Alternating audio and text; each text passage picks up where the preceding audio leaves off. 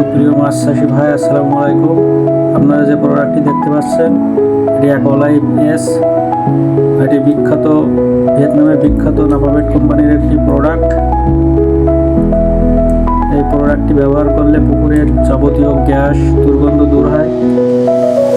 সাথে সাথে পুকুরের নিচে যে বজ্র পদার্থগুলো থাকে, মাছের বজ্র থাকে, সেগুলোকে খাবারে পরিণত করে। এছাড়া প্রয়োজনীয় এনজাইম এবং উপকারী ব্যাকটেরিয়া বিদ্যমান থাকায় ক্ষতিকর ব্যাকটেরিয়াগুলো পুকুরে আসতে পারে না এবং এনজাইমের কারণে মাছের রুচি অনেক বৃদ্ধি পায়।